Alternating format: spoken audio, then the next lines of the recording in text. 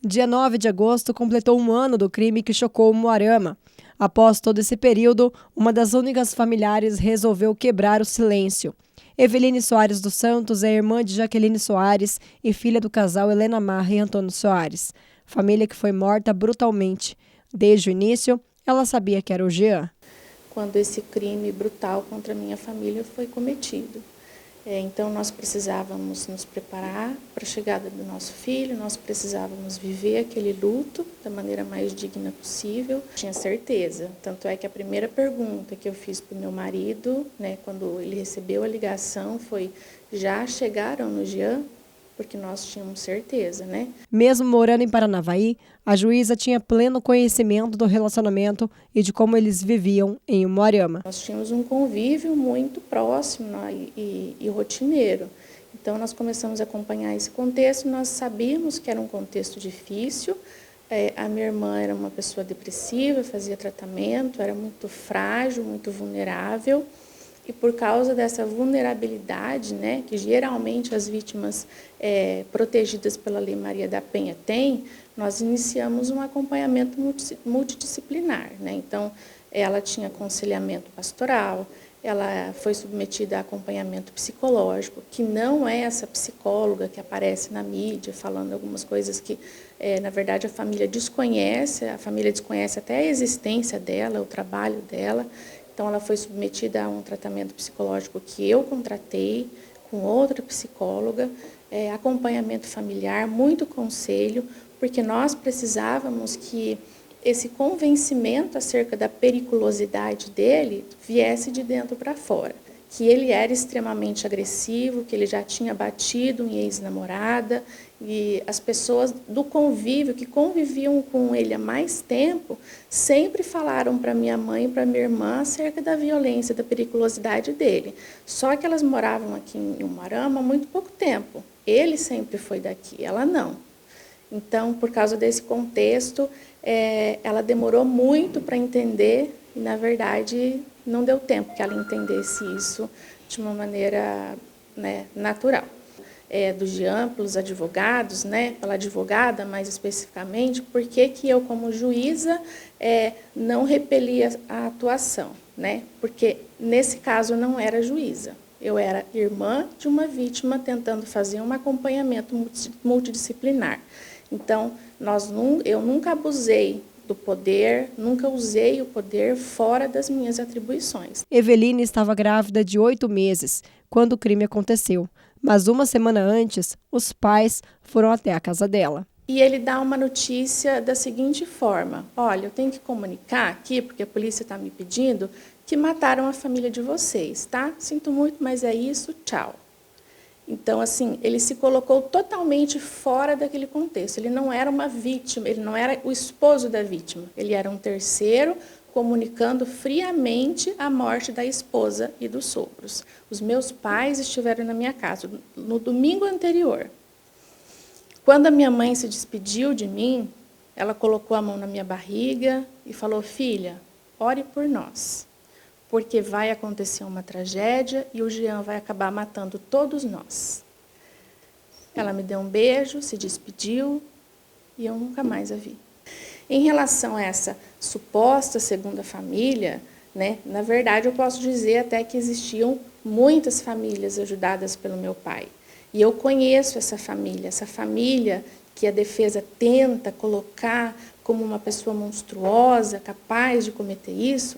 Na verdade, é uma família inteira que sempre trabalhou para o meu pai e ele sustentava os sobrinhos dessas funcionárias porque a mãe morreu no parto. Assim como ele sustentava muitas famílias, ele ajudava muitas famílias. Tanto é que, quando ele faleceu, nós continuamos honrando todos esses compromissos, ajudando todas essas pessoas. Essa família continua trabalhando nas empresas que eram dele. São pessoas da minha confiança. Então, assim, nós vemos uma defesa desesperada, que não tem para onde correr. Segundo a irmã, por apresentar comportamento violento, a família inteira estava sendo acompanhada. Ele chegou a ser expulso da casa. Relatou agressão verbal, relatou quebra de objetos dentro de casa que foram arremessados contra ela, quebra de porta da casa, xingamentos, inclusive uma vez ela e a minha mãe foram para um hotel, embora elas morassem em Umuarama, elas foram para um hotel dentro de Umuarama para fugir da perseguição dele. Nós estávamos agindo, mas de uma maneira que, infelizmente, nós não conseguimos evitar a situação, que motivou o meu pai a expulsá-lo de casa. Então, ele não saiu de casa, da casa dos meus pais, como a imprensa noticia, por livre, espontânea vontade, ou porque não se dava bem com a minha mãe. Não, ele saiu porque ele foi expulso, ele não foi mais permitido que ele morasse dentro da minha casa. Ela relatou que o crime foi planejado. Pela relação possessiva, ciumenta, violenta, como ele sempre agiu com ela durante esses 4 anos em que eles conviveram. Em relação aos meus pais, motivação financeira. O meu pai me relatava frequentemente que ele colocava iscas de dinheiro na casa no momento em que não tinha mais ninguém, e essas iscas de dinheiro elas sumiam, que é o Astra que aparece, onde ele aparece lá jogando os celulares no bueiro. Aquele carro foi adquirido com recursos da minha família. Então, havia uma intensa exploração financeira. Ele vivia às custas do meu pai. Queria parar de sustentar uma pessoa sadia com 39 anos. Ele queria que o Jean custeasse as próprias despesas e as despesas da família dele. Então, essa foi a motivação. Loja, bens, contas, tudo está bloqueado e a família pede indenização. E eu, que não posso mais fazer isso com a minha família. E os meus avós de 84 anos, que choram todos os dias, desde que isso aconteceu, e que também não podem mais conviver perto da família. Em nenhum momento essa mãe do assassino me procura, grávida de 8 meses, para falar sobre o assunto. Ela se preocupou em consertar o erro que ela tinha cometido quando informou que o Jean não estava em casa no momento em que as mortes aconteceram e entrou em contradição com o próprio Jean, que disse que estava em casa quando os homicídios aconteceram. Então, assim, nós vemos mentira do início ao fim.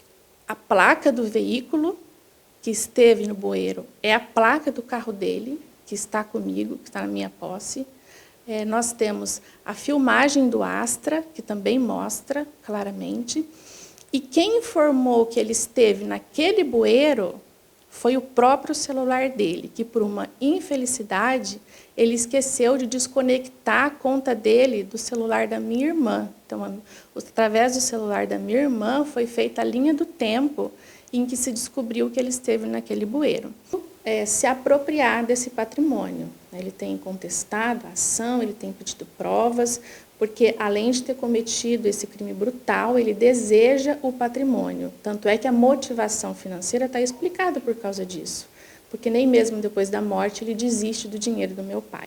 Movemos uma ação de indenização, de danos, como se nós quiséssemos lucrar dinheiro com essa situação. Mas, assim, o Jean desconhece quanto nós gastamos até agora para resolver os problemas burocráticos que decorrem da morte de 3 pessoas.